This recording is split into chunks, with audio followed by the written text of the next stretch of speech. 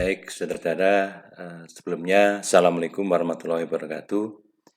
Hari ini kita akan melanjutkan materi Sistem Teknologi Informasi. Pada kesempatan ini kita akan melanjutkan materi bagian ketiga, yaitu aplikasi teknologi informasi yang kedua, di mana pada pertemuan sebelumnya kita sudah membahas bagaimana teknologi informasi itu bermanfaat untuk kegiatan sehari-hari. Istilah dalam bahasa kita sebut dengan aplikasi teknologi untuk kegiatan bisnis. Nah, pada materi ke-8, kita akan membahas bagaimana teknologi informasi itu membantu manajemen di dalam pengambilan keputusan. Mari kita lihat bahwa sistem informasi yang terdiri dari MIS, Management Information System, kemudian DSS atau Decision Support System, dan EIS, Executive Information System, ini akan membantu manajemen dalam melakukan fungsinya. Kembali saudara masih ingat bahwa ada 4 fungsi manajemen, yaitu planning, kemudian organizing, kemudian directing atau actuating, dan controlling, sehingga sering disingkat dengan POAC, POAC. Ya, jadi planning, organizing, actuating atau directing, dan controlling. Nah, artinya bahwa sistem informasi itu akan membantu manajemen di dalam 4 fungsi utama dari manajemen. Baik. Nah, apa peran manajemen? Menurut Henry Mintzberg, ada 3 peran utama manajemen. Pertama adalah interpersonal rules, peran interpersonal, yaitu peran penghubung personal. Ini bisa terdiri dari figur kepala. Artinya bahwa manajemen itu sebagai kepala, kemudian pemimpin, dan sebagai penghubung. Ya. Sebagai figur kepala, manajer itu akan mewakili organisasi untuk kegiatan-kegiatan di luar organisasi. Sebagai pemimpin, manajer mengkoordinasi, mengendalikan, dan memotivasi, dan mendukung bawahannya. Kemudian, sebagai penghubung, manajer menghubungkan personal-personal di semua tingkatan manajemen. Itulah peran pertama menurut Henry Mintzberg, yaitu interpersonal rules. Kemudian yang kedua, peran manajemen sebagai interinformational rules. Jadi peran informasi yaitu peran dari manajer sebagai pusat saraf untuk menerima informasi yang paling mutakhir dan sebagai penyebar informasi ke seluruh personal di organisasi. Ini yang pertama ya, sebagai pusat sarafnya perusahaan. Yang kedua, peran informasi yang lain adalah manajer sebagai juru bicara atau spokesman. Dalam hal ini, manajer harus mampu menjawab setiap pertanyaan tentang informasi yang dimilikinya. Jadi kalau saudara barangkali pernah mengikuti perkembangan KPK, jubir KPK, beberapa waktu yang lalu, apa yang disampaikan oleh jubir KPK itu seperti apa yang terjadi, seperti apa yang dilakukan oleh para pimpinan di KPK. Karena dia mengetahui sepenuhnya apa yang dilakukan dan apa yang akan dilakukan oleh manajemen secara keseluruhan dari KPK. Nah, oleh karena itu, sebagai peran informasi atau sebagai jubir, tentu manajer itu harus mempunyai semua informasi yang akan terjadi, yang telah terjadi, dan apa yang akan terjadi di sebuah organisasi. Kemudian yang ketiga, peran sebagai pengambil keputusan atau decision rules. Jadi, peran keputusan yang dilakukan oleh manajer adalah sebagai entrepreneur, ya, sebagai orang yang menangani gangguan, itu sebagai orang yang mengalokasikan sumber daya organisasi dan sebagai negosiator jika terjadi konflik di dalam organisasi. Nah, itulah ketiga peran yang diemban oleh manajemen menurut Henry Mintzberg. Nah, oleh karena itu, untuk menjalankan perannya itu, manajer tentu harus mempunyai banyak informasi. Nah, informasi-informasi itu disediakan oleh sistem. Ya, misalnya, di dalam peran interpersonal tadi ada peran figur kepala atau figureheads atau figur kepala. Nah, sebagai kepala, maka dia memerlukan informasi apa saja. Nah, informasi itu dihasilkan oleh sistem informasi yang disebut dengan SIE, Sistem Informasi Eksekutif, dan Sistem Informasi Manajemen. Kemudian, sebagai pemimpin, dia juga memerlukan informasi, dan informasi itu diperoleh dari sistem informasi yang dimiliki oleh perusahaan, yaitu sistem informasi eksekutif dan sistem informasi manajemen. Kemudian sebagai penghubung di dalam sebuah perusahaan, baik dari atas ke bawah atau bawah ke atas begitu, maka diperlukanlah sistem namanya sistem otomasi kantor atau Office Automation System. Ini peran yang pertama. Kemudian peran informasi sebagai pusat sarafnya perusahaan. Maka manajer memerlukan informasi yang dihasilkan oleh sistem informasi manajemen. Jadi apa saja laporan harian, laporan mingguan, laporan bulanan, laporan terkait dengan penjualan, dengan keuangan, SDM, dan sebagainya. Semua disediakan oleh sistem informasi manajemen. Kemudian sebagai diseminator atau penyebar informasi, dia memerlukan sistem informasi kantor. Kenapa? Karena tugas dari manajemen adalah menyebarkan informasi ke seluruh bagian organisasi, bahkan sampai keluar organisasi. Maka diperlukan sistem otomasi kantor, dalam hal ini bisa menggunakan media email atau website perusahaan. Kemudian sebagai spokesman, sebagai jubir, dia juga memerlukan informasi apa saja, maka informasi itu akan dihasilkan oleh sistem informasi manajemen. Kemudian yang ketiga, peran keputusan atau decision rule sebagai entrepreneur, ya, jika dia memerlukan informasi yang dihasilkan oleh sistem informasi manajemen atau SIM. Sebagai disturbance handler, sebagai penangan gangguan, ya, menangani gangguan, pemecah masalah itu kan. Dia memerlukan sistem informasi namanya sistem informasi manajemen. Kemudian sebagai peran resources allocator, jadi mengalokasikan sumber daya, memerlukan sistem pendukung keputusan. Dan sebagai negosiator, dia juga memerlukan sistem, yaitu sistem informasi manajemen. Nah, sistem-sistem inilah yang disebut dengan sistem yang digunakan oleh manajemen dalam rangka untuk pengambilan keputusan. Baik. Nah, mari kita lihat bagaimana tahapan-tahapan pengambilan keputusan. Kita ambil dari Simon tahun 1960. Mungkin kita belum lahir di situ ya. Dia sudah mempunyai satu teori tentang bagaimana tahapan pengambilan keputusan.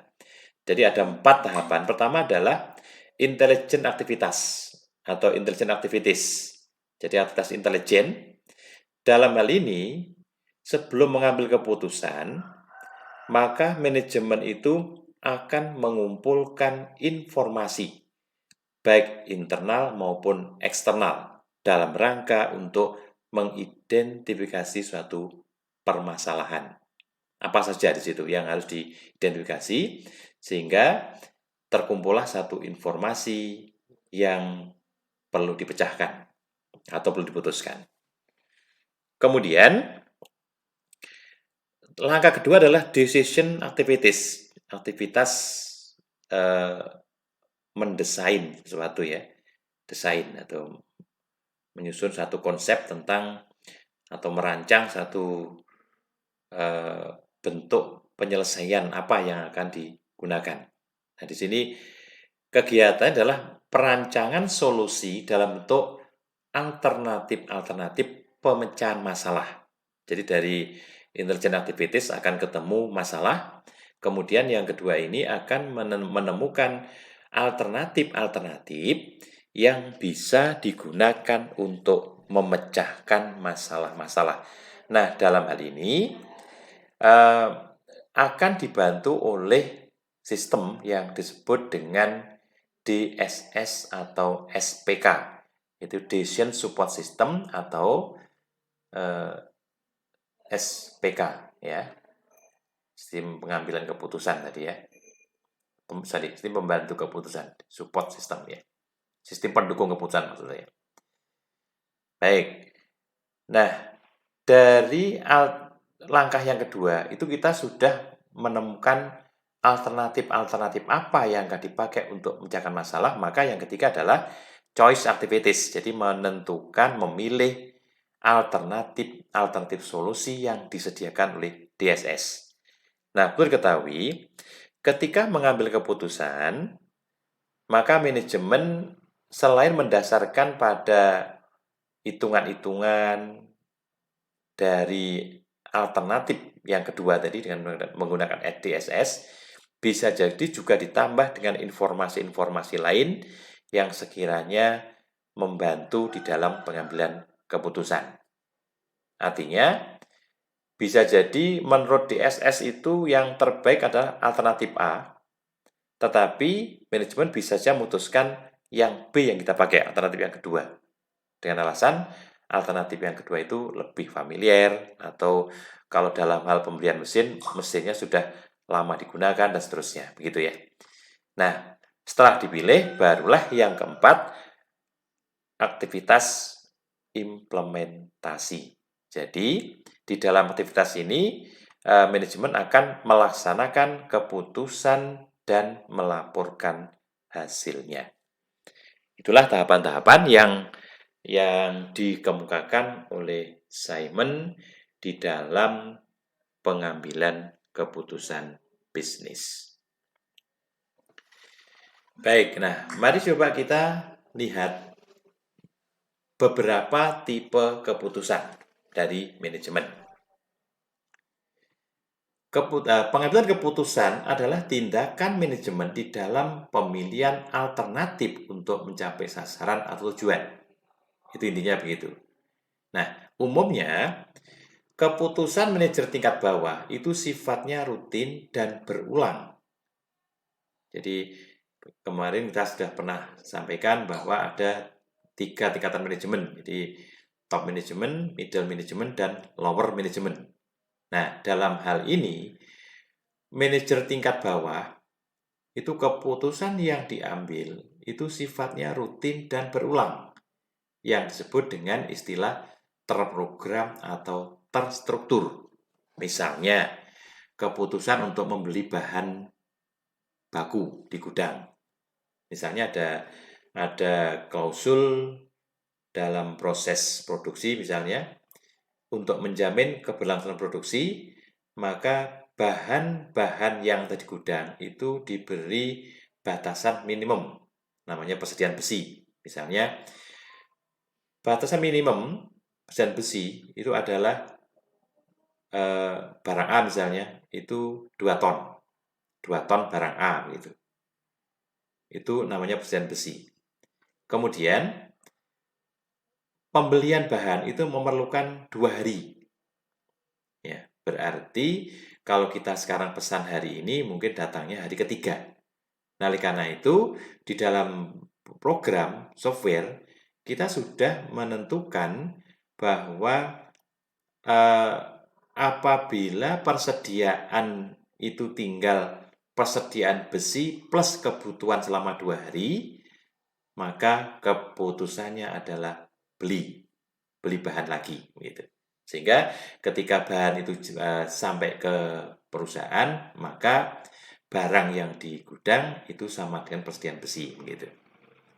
Nah, ini namanya terprogram dan terstruktur. Atau contoh yang lain, katakanlah hari ini adalah hari terakhir piutang yang jatuh tempo atau utang yang jatuh tempo. Apa keputusannya gitu kan? Keputusannya adalah pada hari jatuh tempo ketika pelanggan kita tidak membayar, maka kita akan melakukan penagihan. Nah, keputusan penagihan pada tanggal jatuh tempo itu sifatnya rutin dan berulang. Itulah keputusan manajer tingkat bawah. Sedangkan keputusan pada tingkat yang lebih tinggi sifatnya tidak terprogram atau lebih tidak terstruktur. Misalnya yang paling tidak terstruktur, katakanlah keputusan untuk merger, keputusan untuk akuisisi perusahaan lain. Nah, itu sifatnya tidak terprogram dan juga tidak terstruktur. Karena apa? Karena bisa jadi terjadinya 5 tahun atau 10 tahun atau bahkan tidak pernah terjadi. Atau selama hidup perusahaan cuma terjadi 1 kali saja. Nah, ini disebut dengan tidak berulang dan juga tidak rutin kejadiannya. Artinya semakin tinggi tingkatan manajemen, keputusan yang diambil lebih tidak program atau lebih tidak terstruktur. Itulah tipe keputusan dari manajemen. Nah, secara lebih konkret, mari coba kita lihat ini beberapa keputusan yang tadi sampaikan tadi. Ada 3 tipe keputusan tadi. Pertama adalah keputusan tidak terprogram atau tidak terstruktur tadi. Jadi, keputusan ini tidak terjadi berulang-ulang dan tidak selalu terjadi. Misalnya, keputusan akan merger tadi ya. Merger atau mengakuisisi atau mendirikan pabrik baru. Nah, ini keputusan yang sifatnya tidak berulang.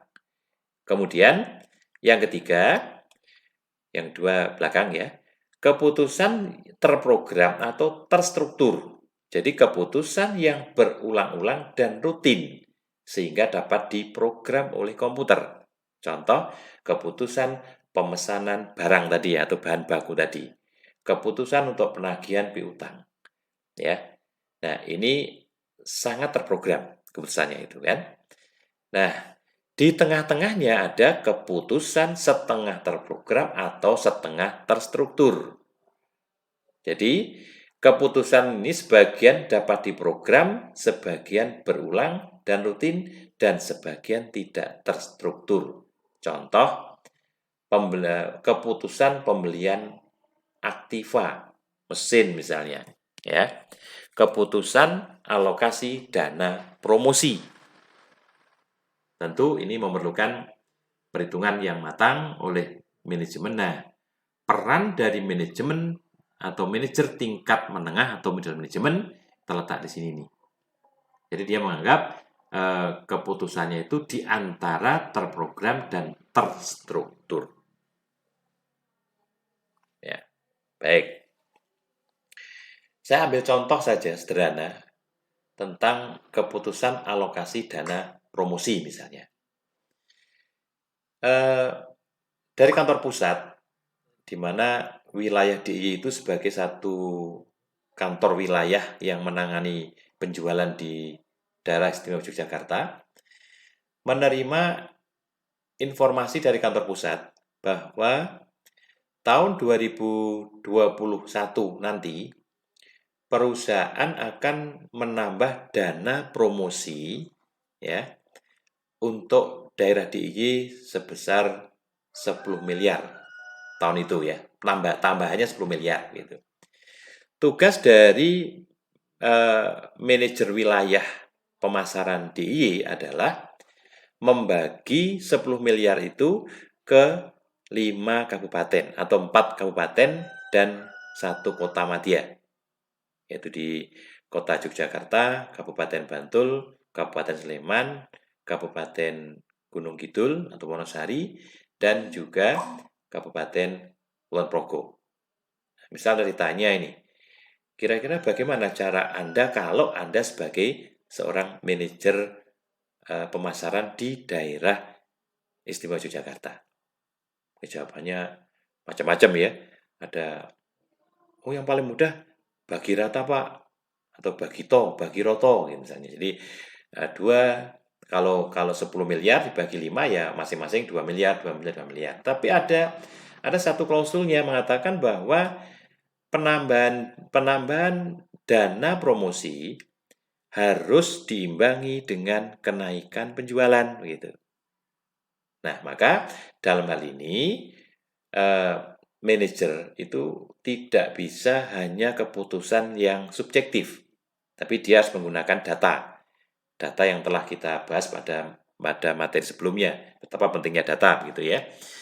Nah, keputusan itu dibantu oleh satu sistem, namanya sistem DSS, Decision Support System. Jadi dia sudah memasukkan berbagai macam rumus-rumus atau klausul-klausul di dalamnya atau persyaratan-persyaratan di dalamnya begitu.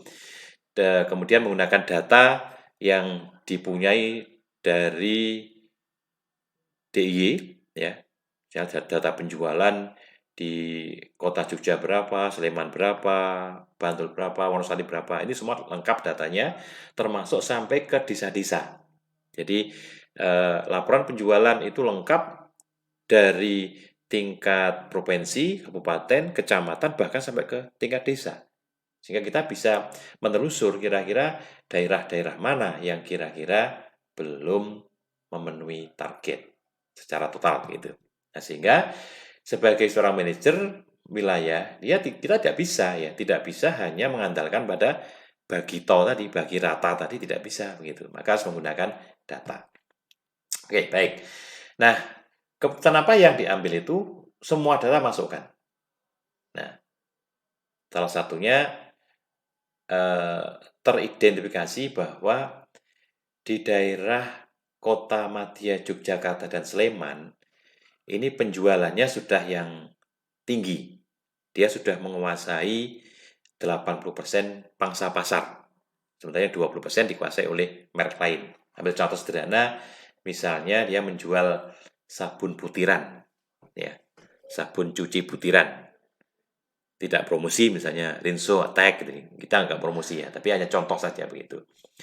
Nah, artinya ketika uang itu ditambahkan ke daerah Kota Madya, Yogyakarta, dan Sleman, ditambah berapapun dana, itu tidak akan dapat menambah secara signifikan penjualan. Kenapa? Dia sudah mencapai tingkat penjualan yang optimum. Dalam arti sudah mencapai hampir 100%. Oke. Kemudian, ya daerah Kulon Progo dan Bantul, masih mungkin ya. Mungkin. Nah, tapi Wonosari juga begitu. Kenapa kok sangat kecil di Wonosari, gitu kan? Nah, mestinya kalau kecil diperlukan dana yang besar untuk promosi ke sana gitu. Tapi kita lihat budaya yang ada di sana dan kondisi geografis yang ada di Gunung Kidul atau Wonosari. Nah, ternyata kesimpulannya berapapun penambahan dana promosi yang diterapkan di daerah Wonosari untuk kasus sabun yang cuci tadi itu tidak akan menambah penjualan. Kenapa? Alasannya adalah bahwa Wonosari secara geografis kurang air, sehingga orang-orang sana lebih suka menggunakan sabun batangan daripada Rinso yang sangat membutuhkan air yang terlalu banyak begitu. Nah, sehingga keputusannya ditambah berapapun juga nggak akan lebih baik begitu.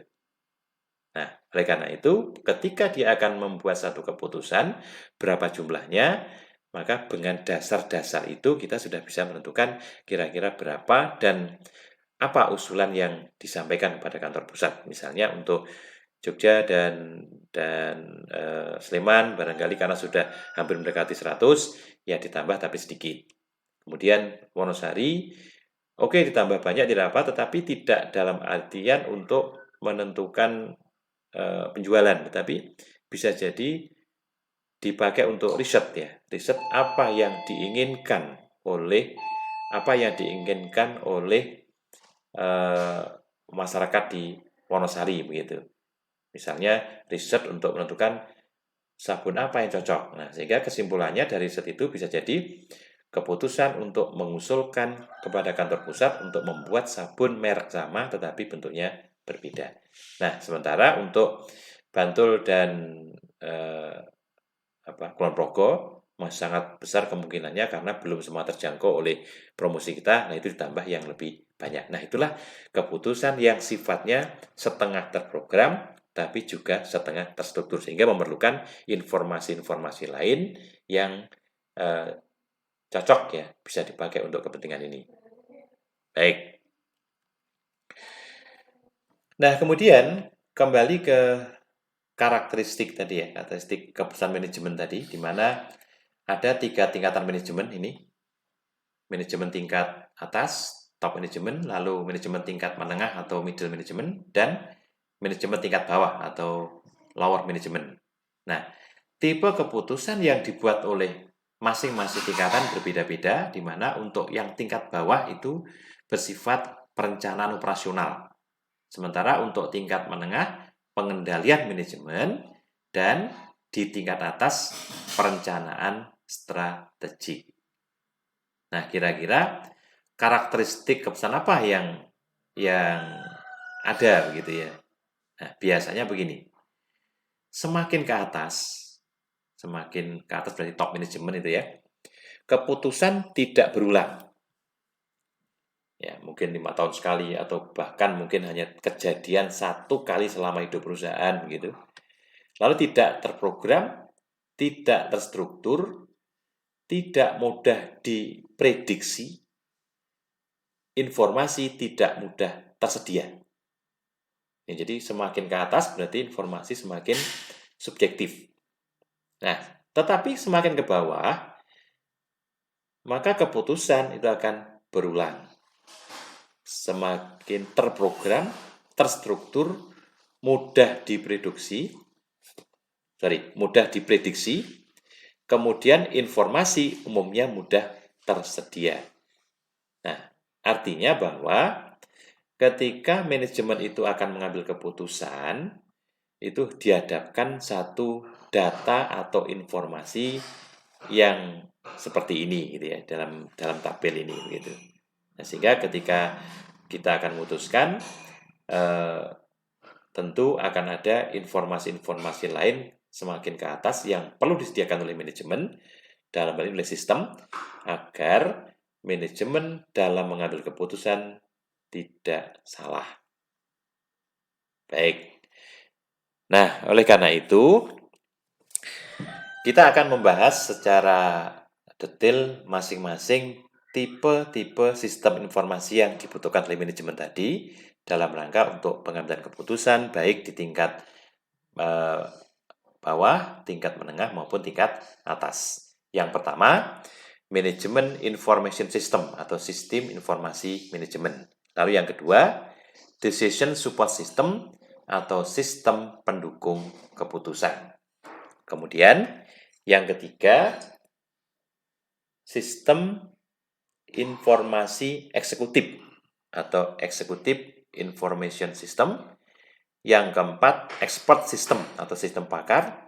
Dan yang kelima adalah office automation system atau sistem otomasi kantor. Nah, kelima tipe sistem informasi inilah yang bisa digunakan oleh manajemen di dalam pengambilan keputusan. Sehingga dikatakan sistem informasi dan sistem pendukung. Baik, mari kita mulai dari yang pertama. Jadi, tipe yang pertama adalah sistem informasi manajemen. Nah, sistem ini merupakan tipe awal dari sistem informasi yang dikembangkan untuk mendukung pengambilan keputusan manajerial yang paling tua gitu ya.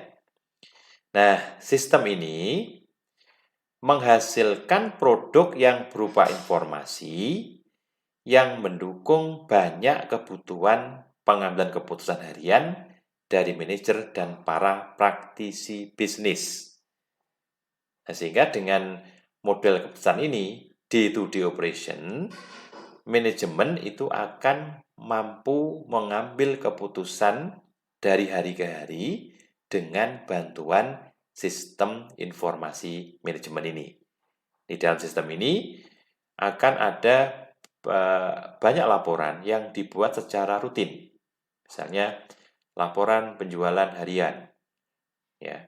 Kemudian laporan penerimaan piutang harian, mingguan, dan seterusnya.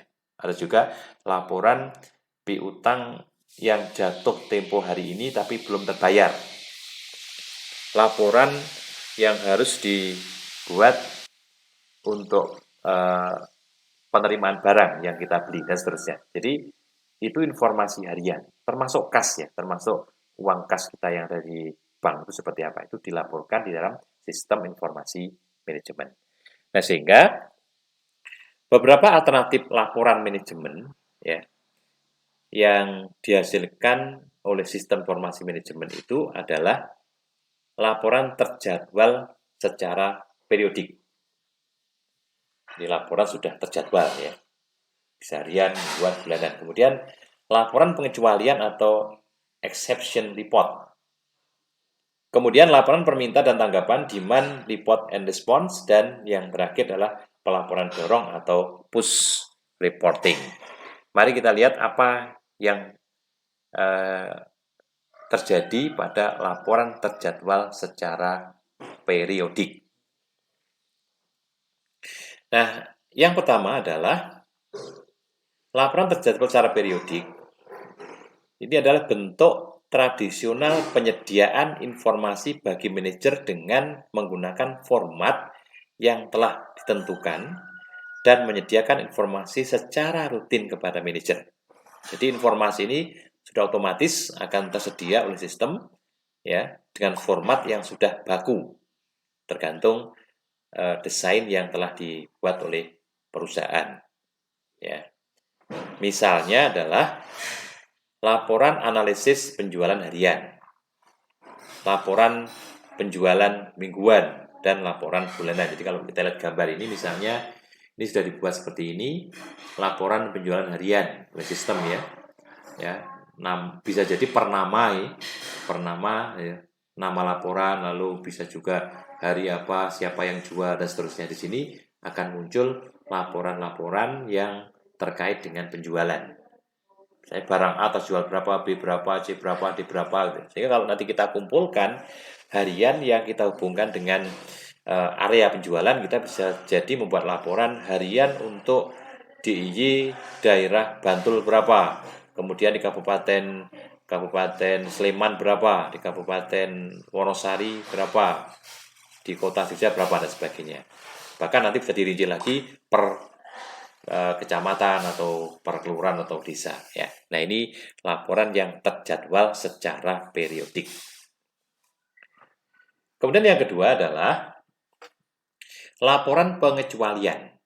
Dalam beberapa kasus, laporan ini hanya dibuat hanya jika terjadi kondisi yang tidak semestinya. Contoh misalnya, ketentuannya adalah bahwa piutang itu akan dianggap selesai ketika debitur sudah membayar pada waktu tanggal jatuh tempo. Nah, pada tanggal jatuh tempo, bagian kredit akan merekap sampai sore hari, katakanlah hari ini hari Selasa jatuh tempo, ya, jam 4 sore, jam 4 sore, ini harus melakukan rekap terhadap piutang yang jatuh tempo hari ini, tetapi belum membayar. Nah, laporan itulah nanti yang dibuat, sehingga namanya laporan pengecualian. Dalam hal ini, laporan pengecualian piutang yang jatuh tempo, tapi belum membayar, atau melewati batas kreditnya. Gitu. Atau contoh yang lain di Departemen SDM, personalia barangkali ada laporan presensi atau absen presensi harian gitu ya.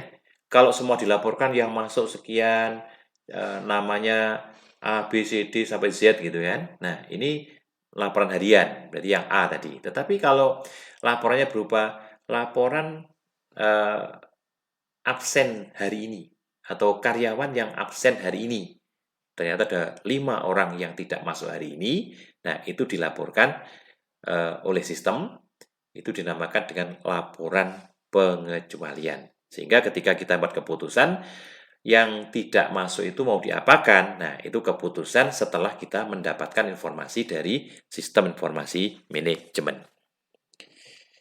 Kemudian yang lain adalah laporan permintaan dan tanggapan. Jadi informasi tersedia kapanpun manajer menginginkannya. Dalam hal ini, manajer tidak perlu menunggu laporan periodik untuk memperoleh informasi yang mereka inginkan. Ambil contoh, laporan rutin dibuat mingguan. Jadi setiap hari Sabtu jam 4 buat laporan. Laporan pelaksanaan pekerjaan 1 minggu. Gitu. Nah, tiba-tiba pada hari Rabu minggu berikutnya, itu manajer atau manajemen di tingkat atas itu menginginkan laporan tentang informasi itu. Pertanyaannya, mana yang digunakan? Gitu. Kalau kita menggunakan laporan yang dibuat pada hari Sabtu sore, maka informasi sudah basi. Mengapa? Karena sudah ada hari Senin dan Selasa. Gitu. Tapi kalau nunggu hari Sabtu, tidak mungkin. Kenapa? Karena pada hari Rabu itu pun juga akan melakukan keputusan berdasarkan data yang diinginkan itu. Nah, maka sistem harus didesain untuk bisa memberikan permintaan dan tanggapan. Artinya kalau kapanpun diminta, walaupun belum saatnya, maka sistem bisa membuat informasi yang diinginkan. Katakanlah hari Kamis minta informasi tentang berapa yang jatuh tempo hari ini, yang tidak bayar hari ini, langsung dia dapat dicetakkan di situ. Itulah namanya laporan permintaan dan tanggapan. Jadi tidak harus menunggu sampai dengan hari Sabtu atau menggunakan informasi minggu sebelumnya yang sudah kedaluarsa. Baik. Dan terakhir, untuk sistem informasi manajemen adalah pelaporan dorong atau push reporting di situ ya. Jadi informasi didorong ke manajer di tempat kerja yang berjejaring. Jadi semua informasi nanti akan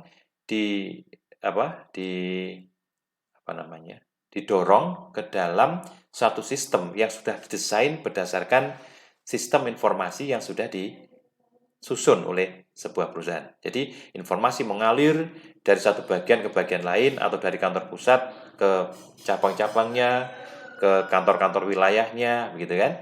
Itu dengan sangat mudah. Kenapa? Karena informasi sudah direkap. Ya.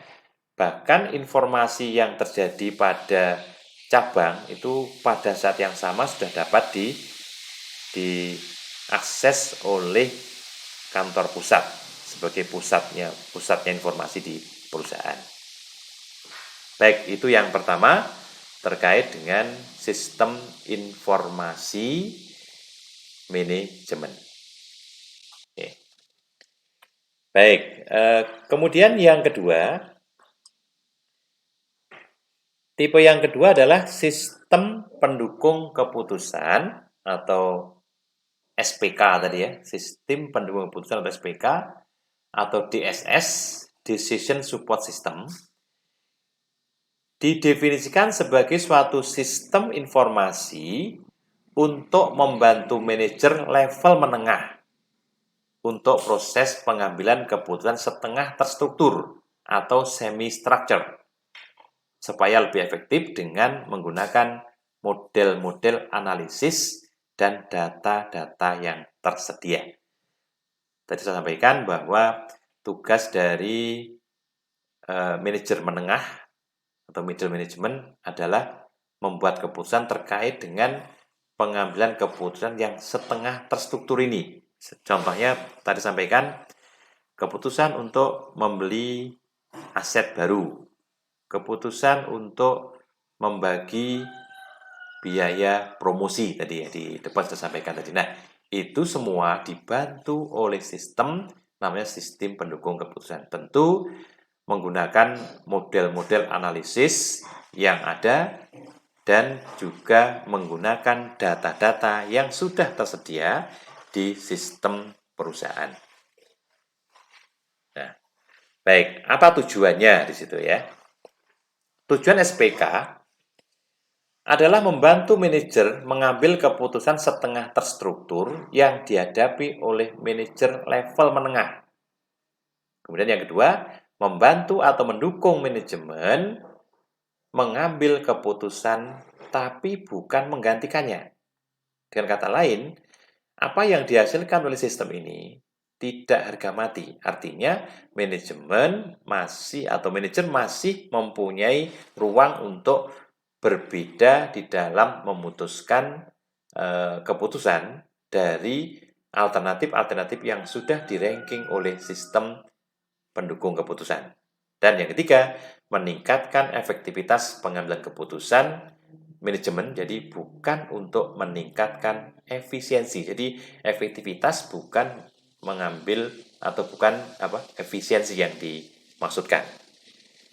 Nah, tujuan ini konsisten dengan Ken dan Morton dia sudah mengemukakan tahun 1978 ya, seorang pionir dalam DSS dari MIT yang mengatakan, lihat gambar berikut ini,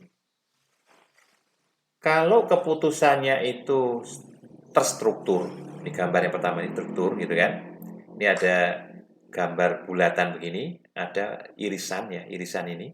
Nah, maka irisan yang besar ini adalah solusi komputer. Artinya, kalau keputusannya itu terstruktur, maka yang paling berperan adalah komputer. Sementara yang irisan kecil di sini, yang kecil ini adalah manusianya atau manajernya begitu. Sebaliknya, yang tidak terstruktur, unstructured gitu, irisan yang besar adalah solusi manajer. Sementara komputer hanya kecil di situ. Ya. Nah, sementara yang semi-structure ini, maka solusi komputer dan solusi manajer itu sama banyaknya. Jadi kalau kita buat irisan, setengahnya adalah solusi komputer, setengahnya lagi adalah solusi dari manajer. Jadi peran dari manajer ini jauh lebih besar ya, atau lebih besar dibandingkan kalau kita menggunakan yang structure ya. Baik, ini yang disampaikan oleh Ken Morton tadi. Baik. Nah, bagaimana cara kerja dari sistem penunjang keputusan atau DSS itu? Kita lihat gambar ini, komponen sistem penunjang keputusan. Jadi kalau kita bayangkan begini, di kotak yang besar ini adalah komputer. Kemudian kotak kecil adalah pemakai, manajer gitu ya, manajer. Kenapa? Karena DSS itu fungsinya sebagai membantu manajemen atau manajer tingkat menengah dalam rangka untuk membuat alternatif keputusan yang akan diambil begitu. Jadi pemakai sistem itu menghadap ke komputer. Nah, komputer itu sudah desain dengan satu model. Isinya apa dalamnya? Adalah pertama ada dialog manajemen. Ya. Dialog manajemen, kemudian ada model manajemen dan juga data manajemen. Artinya begini. Pemakai sistem itu menghadap komputer. Dia berdialog dengan komputer. Berdialog dengan komputer tentang satu proses untuk simulasi terkait dengan penjualan kah, tentang macam-macam gitu kan. Nah, dialog di situ, kemudian sistem akan secara otomatis akan menjawab di situ. Nah, tentunya dia akan sistem ini sudah desain dengan menggunakan model-model manajemen dan data-data manajemen sudah semuanya masuk ke dalam sebuah sistem semacam ini, begitu. Nah, baik. Nah, yang pertama dialog manajemen. Dialog manajemen itu artinya, kita kembali lagi dialog manajemen ya, ini kan, di sini nih. Jadi, manajer secara interaktif menghadap komputer, ini dialog ya. Dialog di situ. Dialog manajemen atau namanya user interface, yaitu komponen untuk berdialog dengan pemakai sistem. Jadi komputer dan orang itu orang menghadap komputer, gitu ya. Ya, jadi orang menghadap komputer. Nah, komponen ini dalam sistem informasi merupakan komponen input dan komponen sekaligus output. Jadi dia menghadap komputer. Misalnya, ini ada rumus nih, A sama dengan B plus C gitu kan. Nah, kalau misalnya B itu B tadinya 2 plus 2 sama dengan 4. Kemudian B-nya saya ubah ini kan. B saya ubah jadi 3, ini kan. Hasilnya berapa? Oh, 3 plus 2 sama dengan 5, ini kan. Kemudian A plus B dibagi C. Hasilnya berapa? Itu dialog. Jadi dialog siapa? Antara pengguna dengan komputer tadi. Jadi begitu masukkan input, otomatis akan keluar outputnya. Outputnya berapa? Hasil dari dialog antara manajemen dengan komputer. Nah, komputer itu maksudnya dialog dengan sistem pendukung keputusan tadi. Itu yang pertama. Yang kedua, tentu di dalam program sudah menerapkan model-model manajemen. Jadi, komponen yang mengubah data menjadi informasi yang relevan. Jadi model yang banyak digunakan dalam SPK adalah model matematik optimasi. Misalnya, kalau saudara pernah mendengar istilah linear programming, kemudian dynamic programming. Di dalam akuntansi ada konsep tentang break even point, gitu ya, dan perhitungan-perhitungan lainnya yang bisa membantu di dalam konsep untuk memutuskan satu permasalahan. Ya, bahkan di dalam konteks ini kita bisa menggunakan banyak hal atau banyak alat-alat yang bisa dipakai dalam rangka untuk memecahkan satu permasalahan. Itu namanya model manajemen. Misalnya model untuk optimasi produk. Kita punya mesin nih. Mesin itu kapasitasnya adalah 1000 unit per hari. Per bulan gitu kan.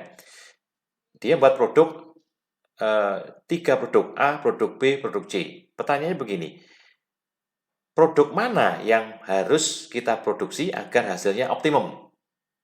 Apakah apakah 1000 bagi 3 atau A berapa, B berapa, C berapa gitu kan? Nah, tentu ada batasan gitu. Ada batasan-batasannya. Jadi kalau nanti Anda belajar tentang linear programming atau dynamic programming, Anda akan bisa ada batasan, misalnya ada batasan pasar A itu paling laku nih. Kalau kita hitung secara keuangan barangkali omsetnya paling tinggi dan labanya paling tinggi, tetapi pasar dibatasi.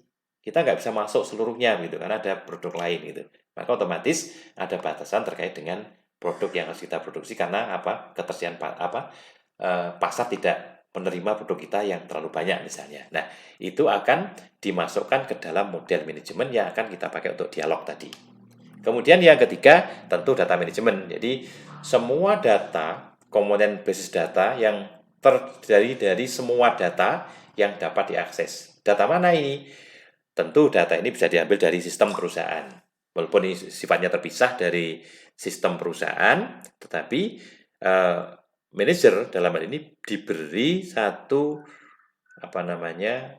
otoritas ya untuk akses data, sehingga tidak perlu memasukkan data tersendiri. Misalnya data tentang penjualan harian selama setahun, penjualan bulanan selama setahun. Nah, itu dia bisa akses ke sana. Biaya produksi, penjualan, dan seterusnya itu semua bisa diambil dari sistem. Nah, ketiga komponen itulah yang akan dapat digunakan untuk dialog tadi. Karena kalau tidak seperti itu, tidak akan mungkin ada dialog antara si pengguna, yaitu user, yaitu manajemen atau manajer, dengan komputer atau alat tadi. Begitu ya. Baik. Nah, apa saja yang dipakai ketika kita akan mendesain sistem pendukung keputusan ya. Jadi kembali saya sampaikan bahwa sistem informasi komputer yang bersifat interaktif Interaktif itu apa? Jadi tanya jawab secara langsung. Jadi manajer tanya dengan memasukkan menginput data di dalam komputer dalam bentuk simulasi misalnya, atau penggantian satu elemen begitu. Lalu begitu enter ya, maka otomatis akan ada hasil atau akan ada output secara langsung. Nah, apa saja model yang dipakai? Banyak, misalnya ada analytical model, specialized database, kemudian insight and judgment, kemudian proses modeling komputer yang interaktif. Nah, ini disusun dulu oleh manajemen. Ya. Nah, kemudian kalau pengguna DSS secara umum, ini yang disebut dengan analytical model, gitu ya. Model itu contoh tentang what if analysis. What if analysis. Ya, analisis apa jika itu. Misalnya, jika penjualan hanya mencapai 80%, apakah perusahaan masih untung? Nah, itu namanya what if analysis. Kalau pada tahun ketiga sebuah mesin akan dibeli, tahun ketiga itu biayanya membengkak karena ada penggantian komponen mesin yang besar, apakah mesin itu masih layak apa tidak layak? Masukkan itu apa, lalu jika ini seperti ini, lalu apa hasilnya? Secara otomatis sistem akan dapat menjawab apa yang diinginkan oleh manajemen. Sampai dengan yang paling kondisi resiko yang paling rendah, ya, yang paling rendah atau dalam arti yang paling berisiko, kira-kira bagaimana hasilnya, begitu. Yang kedua, kita bisa menggunakan namanya sensitivity analysis, analisis sensitivitas, ya, atau goal seeking analysis.